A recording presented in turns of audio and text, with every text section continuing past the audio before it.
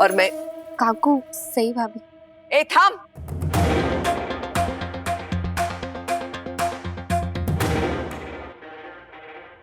गई तो दहाड़ गई थी शेरनी की तरह, और अब चोया जैसी दुबक के वापस क्यों आई है? सही तो आलिस बड़ा, कैसे रहा तुम्हारा खाना? आई मैंने लंच नहीं किया।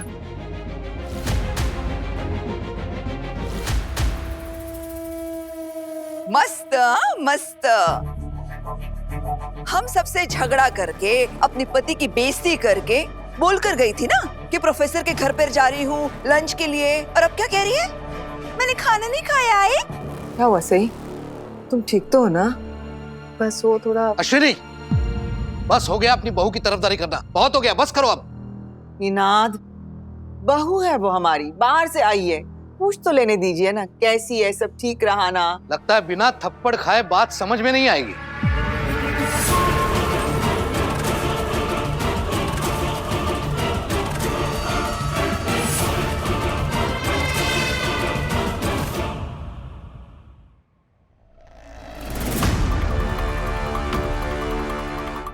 बाबा, आपकी हिम्मत कैसे हुई आई से सबके सामने ऐसे बदतमीजी से बात करने की? मेरी और मेरी बीवी की आपस की बात है, तुम्हें बीच में बोलने का कोई हक नहीं है।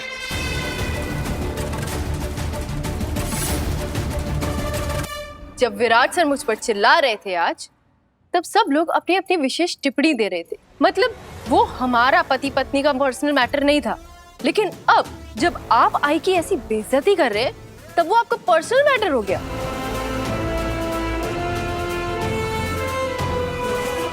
ए लड़की, तुम निनाद दादा के साथ ऐसे बात नहीं कर सकती, समझी?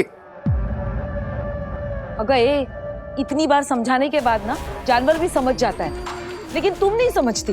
तुम्हें जरा सी भी अकल ब्रेन बुद्धि नहीं है क्या? तू किससे बात कर रही है? अपने ससुर से बात कर रही है या अपने कॉलेज के किसी दोस्त से बात कर रही है? हाँ सोनाली, दीवार पर सर मारने से दीवार का कुछ नहीं बिगड़ता, अपना ही सर फूटता है। लेकिन वैनी, इसको इसकी हद तो मालूम होनी चाहिए।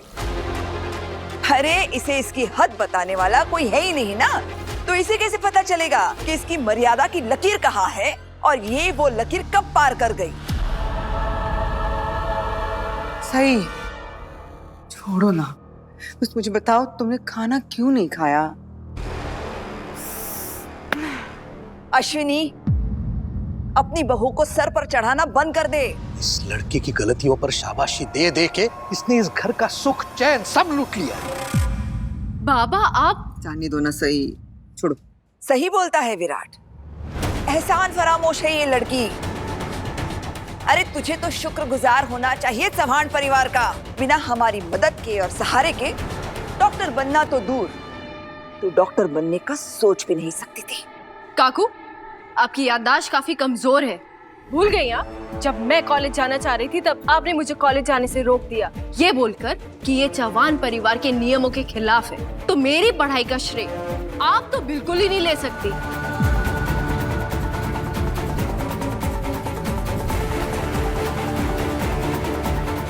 इस चौहान परिवार में ना ही मुझे किसी ने पढ़ाई में सपोर्ट किया और ना ही मेरी मदद की।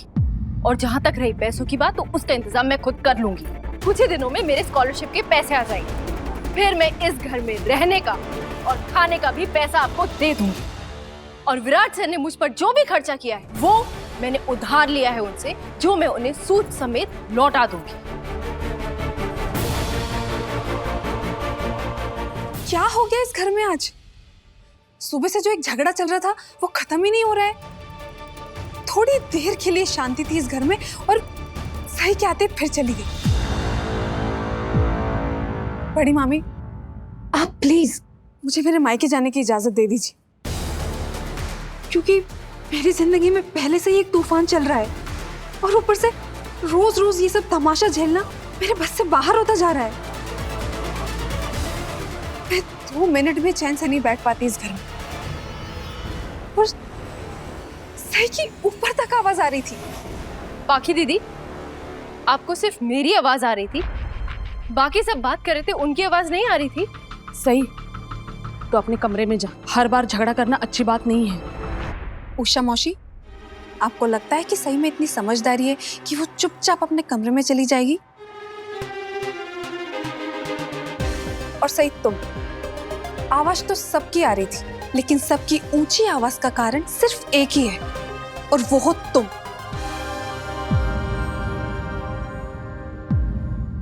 सिर्फ तुम्हारी वजह से इस घर का संडे बर्बाद हो गया है। बर्बाद? बर्बाद कहाँ पाकी दीदी, बल्कि आज तो सबने अपना संडे एंजॉय किया है। देखा नहीं आपने, जब विराट सर मुझे सुना रहे थे तो सबकी खुशी का ठिकाना नहीं था।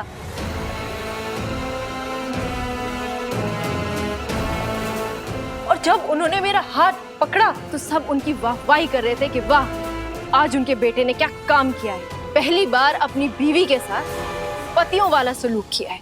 सही, तुम्हारे मन में जो आ रहा है तुम बोले जा रही हो, और अगर तुम्हें याद नहीं है ना तो मैं तुम्हें याद दिला देती हूँ कि मैंने ही विराट को तुम्हारा हाथ छोड़ने के लिए कहा था, क्योंकि विराट गलत था।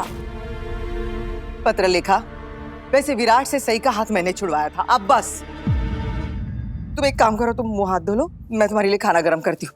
तुम्हें भूख लगी है ना? हाँ, मैंने सुबह से कुछ भी नहीं खाया। सबके 1000 बार मना करने पर भी तुम तैयार होकर अपने प्रोफेसर के यहाँ लंच के लिए गई थी, और जहां तक मुझे याद है तुम्हारे प्रोफेसर ने सिर्फ तुम्हें इनवाइट किया था। तुम लंच करने गई थी ना?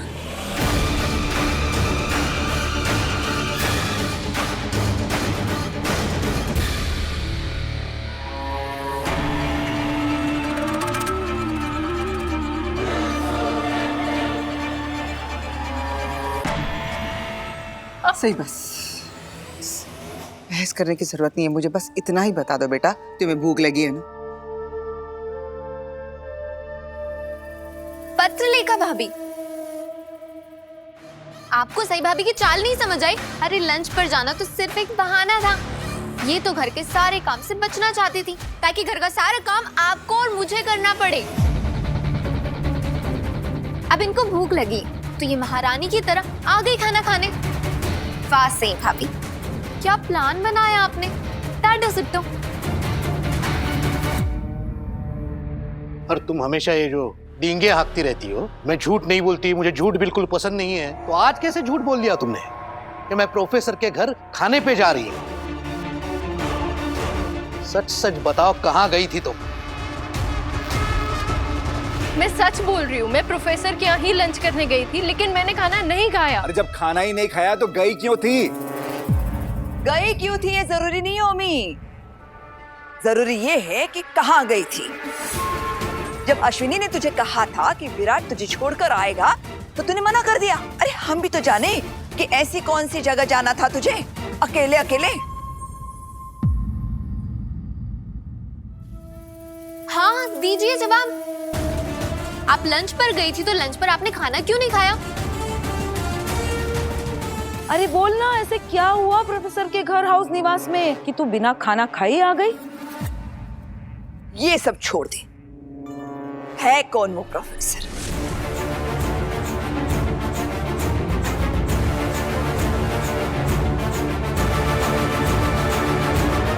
बस बस बस, कितना सही के पीछे पड़ोगे आप लोग?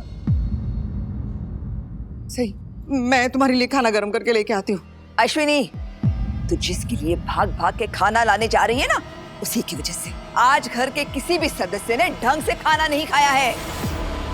आप बिल्कुल ठीक कह रही हैं बड़ी मामी, विराट ने खाने को छुआ तक नहीं है। कैसे छुएगा? उसकी भी तो आंखें खुल गई हैं।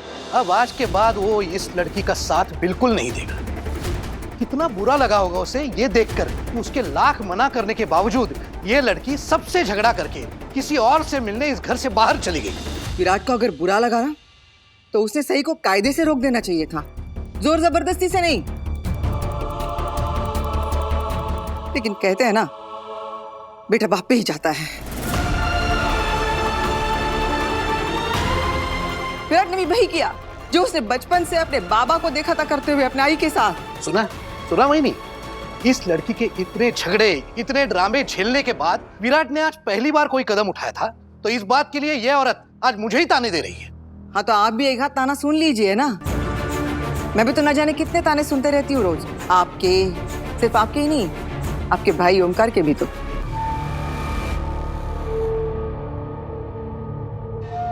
वहीनी प्लीज, आप निनाद दादा से जो कहना चाहती हैं आप कह सकती हैं, क्योंकि वो आपके पति हैं। लेकिन मेरे पति को इस सब में मत घसीटिए। मेरे पति के बारे में इस तरह से बात करने की इजाजत, परमिशन, अनुमति मैंने किसी को नहीं दी है। आप सब लोग प्लीज शांत हो जाइए। सही की वजह से आज एक बार फिर इस घर में महाभारत छिड़ गई है।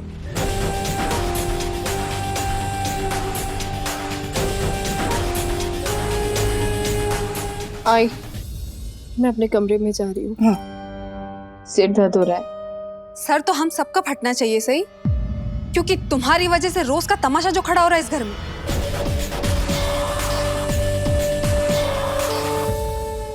सही को तो भूख बर्दाश्त ही नहीं होती, और आज तो इसने सुबह से कुछ खाया ही नहीं, ऊपर से ये सब। तभी इसे माइग्रेन का दर्द हो रहा है।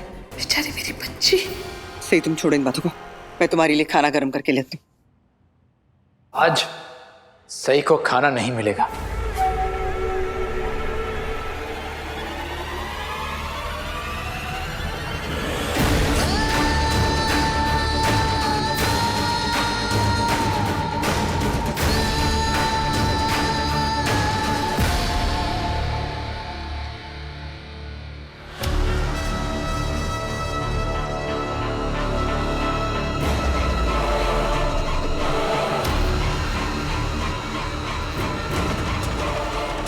ये घर है, होटल नहीं, जहां जब इसका मन करेगा तब इसे खाना मिल जाएगा।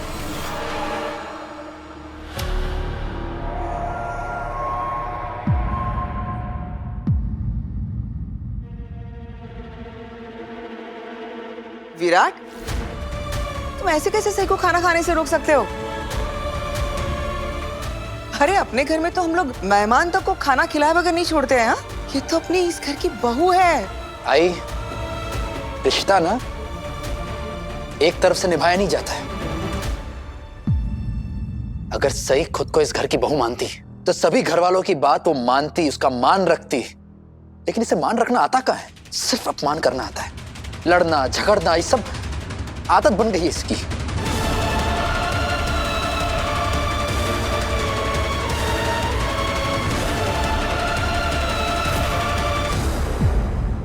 विराट, तुम जोश में आके ऐसा कुछ मत बोलो जिस पर बाद में तुम अमल ना कर सको।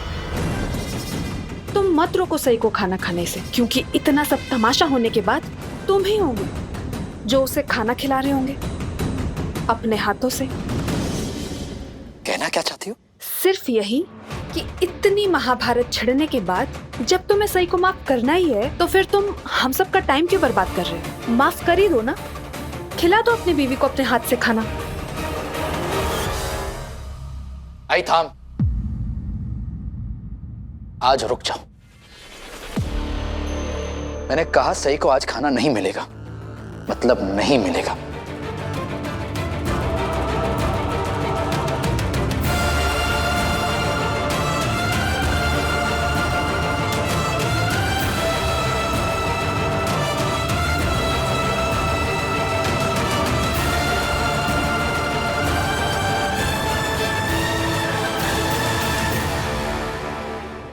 तुम ऐसे कैसे सही को रोक सकते हो बताओ तो? सुबह से बेचारी भूखी प्यासी है, उसके सर में भी दर्द है। तो आई, ये सब इसे ना उस प्रोफेसर के घर जाने से पहले सोच लेना चाहिए था।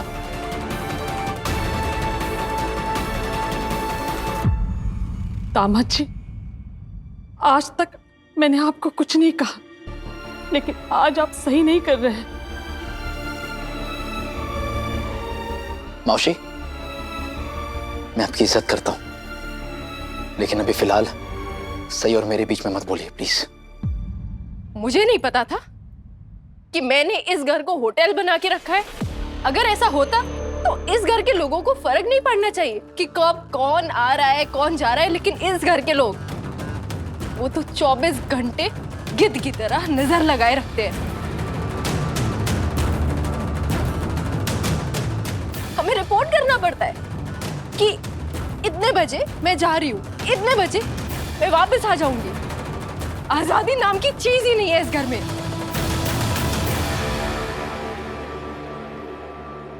आपको प्रॉब्लम है ना मेरे इस घर में खाना खाने से? तो ठीक है, आज के बाद मैं इस घर में खाना नहीं खाऊंगी।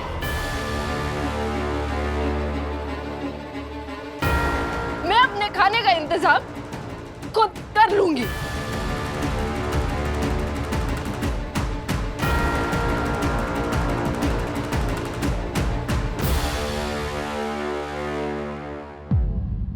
मौसी, पास वाले रेस्टोरेंट से सबके लिए खाना ले आइए।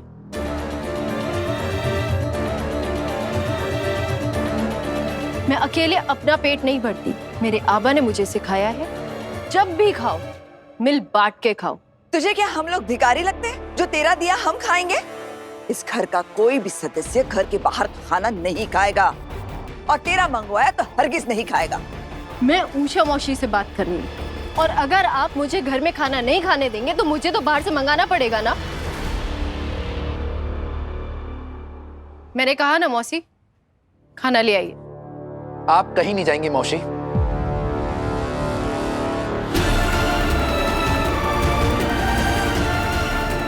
मौसी मैंने कहा ना, जाइए। तुम जो ये पैसों की अकड़ दिखा रही हो, कभी सोचा है किसके पैसे? सही, ये पैसे मैंने ही तुम्हें दिए। तो मैं ही कह रहा हूं कि मेरे दिए हुए पैसे से बाहर का खाना नहीं आएगा। जिसके पैसे हैं वही फैसला करेगा।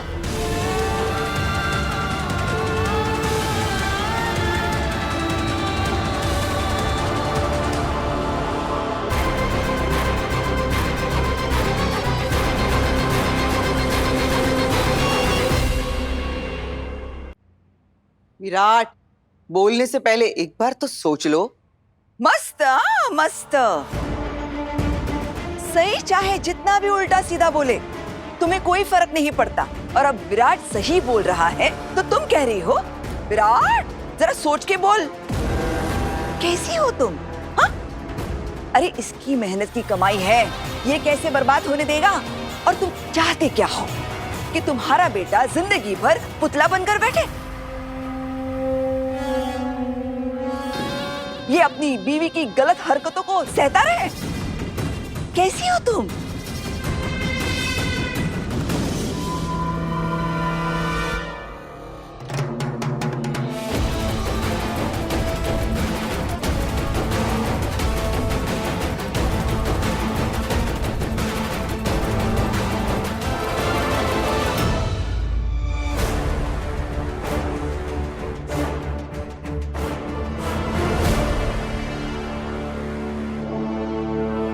ये लीजिए।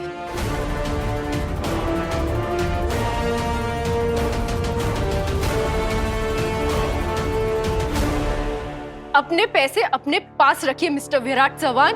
और मैं आपको याद दिला दूं, ये पैसे आपने मुझे खुद दिए थे मेरे रोजमर्रा के खर्च के लिए, और वो भी मैंने आपसे उधार के तौर पर लिए थे। लेकिन मुझे नहीं पता था कि उधार देने वाला ये फैसला भी करता है कि उधार लेने वाला वो पैसे कब और कहां खर्च करेगा।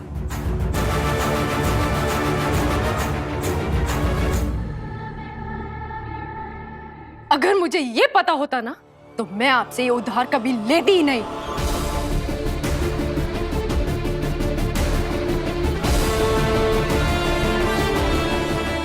उषा मौसी, 2 दिन में मेरे स्कॉलरशिप के पैसे आ जाएंगे। तब तक हम इस घर में खाना नहीं खाएंगे।